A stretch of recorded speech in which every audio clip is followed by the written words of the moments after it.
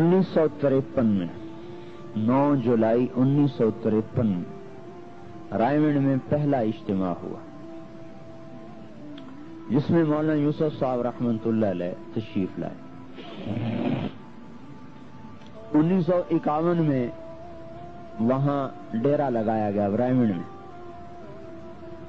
और 1953 में 9 जुलाई पहला इज्तिमा रखा गया। तो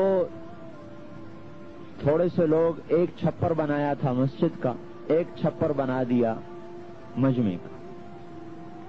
इज्तिमा खत्म हुआ तो मौलाना यूसुफ साहब रहमतुल्लाह अलैह ने सारे कुरानों को जमा किया, फिर उनमें बयान फरमाया कि ये मरकज है और मरकज आबाद होता है कुर्बानियों से।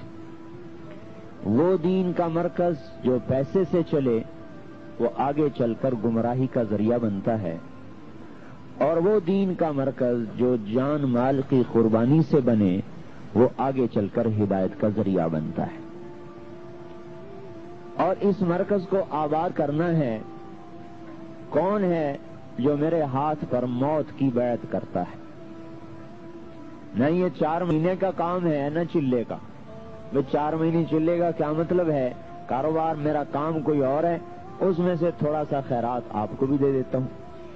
तो अभी तो हम तबलीग को एक साइल की तरह टाइम दे, जैसे साइल का तब 1 रुपए का सवाल है, 1 रुपए का सवाल है, तो वो कहते भाई चिल्ले का सवाल है, तो हम भी कभी कभी चिल्ला उसको फेंक देते हैं, चल भाई चिल्ला तबलीग को साइल को दे दी। तो मौलवी साहब रहमतुल्लाह अलैह ने फरमाया कि ना 4 महीने न चिल्ला, ये पूरी उम्मत की जिंदगी का काम है और उम्मत को इस पे लाना है। तो कुछ लोग ऐसे चाहिए जो मेरे हाथ पर बैत करें कि हम मर जाएंगे, इस मरकज को नहीं छोड़ेंगे।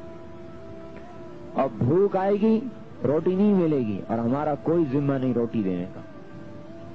और प्यास आएगी और हमारा कोई जिम्मा नहीं पानी मुहैया करने। और बीमारी आएगी और हमारा कोई जिम्मा नहीं दवाई देने का। और यहां से हिलेंगे नहीं। बोलो कौन तैयार है?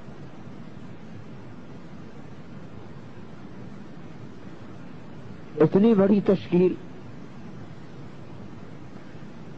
तो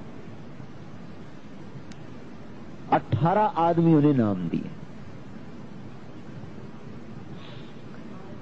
तो जब आदमी खड़ा होता था सबसे पहले अब्दुल वहाब साहब खड़े हुए। जब आदमी खड़ा होता था तो उसको सामने बुलाते कि देखो भूख आएगी बर्दाश्त करनी होगी, प्यास आएगी सहनी पड़ेगी, बीमारी आएगी दवाई कोई नहीं होगी, और यहां से भागना नहीं होगा, चाहे मौत आ जाए यहीं पड़ना होगा। तैयार हो? कहता जी तैयार हूं। उसे मजमे से बाहर निकाल लेते। मुश्ताक साहब एक हमारे बुजुर्ग हैं, वो फरमाने लगे मैं भी उस बयान में था। तो मियां जी मेहराब मुझे तरगीब देने लगे कि तू भी नाम लिखा।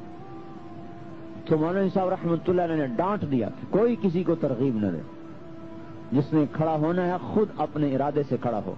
कल को यहां भूख आएगी और बीमारी आएगी, फिर ये तुम्हें कोसेगा कि मुझे फंसा दिया। जिसने खड़ा होना है अपनी हिम्मत और फैसले पर खड़ा। तो उन 18 आदमियों से बैत ली कि यहां से नहीं हिलना चाहे मौत आ जाए। तो उन सब ने यह फैसला किया कि यहां से नहीं हिलेंगे चाहे मौत आ जाए। और मुझे हाफिज सुलेमान साहब ने सुनाया कि 3-3 दिन की भूख आम चीज थी। और बाज़ औक़ात ऐसा होता था कि सख्त भूख लगी हुई और अल्लाह ने रोटी भेज दी और हम खुश हो गए, अल्लाह तेरा शुक्र है खाना आ गया। ऊपर से कोई मेहमान आ गए तो मियां जी अब्दुल्ला रहमतुल्लाह अलैह मौलाना साहब के खादिम थे, हमारे सामने से रोटी उठा लेते और उस मेहमानों को खिला देते और हम फिर भूखे के भूखे रह जाते। चौथाई रोटी मिलती थी, मक्की की, जौ की, आटे की रोटी तो कभी कभार आती थी, सालन देखने को नहीं मिलता था। اور مرچوں کے ساتھ نمک اور مرچ پانی میں گھول کے اس کی روٹی کھا لیتے تھے. اور دور دور تک کوئی نہ آنے والا، نہ کوئی جانے والا، نہ کوئی پوچھنے والا. اور لکڑیاں کاٹ کے لاتے تھے تو ان میں سانپ پھنسے ہوتے تھے. جو سر کے اوپر سانپ رکھے ہوئے لکڑیاں لا کے اس میں ڈالتے تھے تو نیچے پھینکتے تو سانپ نکلتے. کہ ایک دن 18 دن گزر گئے، سالن کھانے کو نہ ملا. اور میرا بڑا دل ہو کہ یا اللہ کہیں سے کوئی سالن مل جاتا. 18 دن گزر گئے، سالن نہیں ملا. آپ کے دسترخوان پر تو 18 قسم کے کھانے رکھے ہوتے ہیں، اور وہاں 18 دن گزر گئے، سالن نہیں ملا. تو کہنے لگے 18ویں دن میں بیٹھا تھا تو کسی نے کہا کہ بچی تمہاری مرنے کے قریب ہے، اس کو آ کے دیکھ لو. کہ میں جب گیا تو گھر کیا تھے، وہیں چھوٹی چھوٹی جھونپڑیاں بنا دی تھی. جب میں گیا تو بچی مرنے کے قریب. ایک کوئی ہماری رشتہ دار دور سے آئی بچی کا حال پوچھنے، تو وہ کدو کا سالن پکا کے لائی اور روٹی. انہوں نے کہا جب میری نگاہ سالن پر پڑی تو میں بچی کی موت بھول گیا اور میں کھانے پہ بیٹھ گیا. کہا وہ عورت کہنے لگی کیسا ظالم باپ ہے کہ بچی مر رہی اور اس کو روٹی کی پڑی ہے، اور اس بیچاری کو کیا پتا تھا کہ آج 18واں دن گزر چکا ہے اور مجھے کھانے کو نہیں ملا سالن.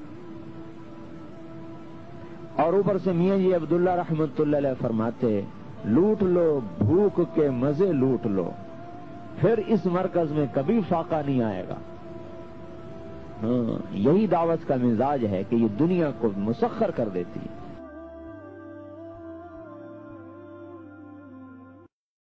Excuse me.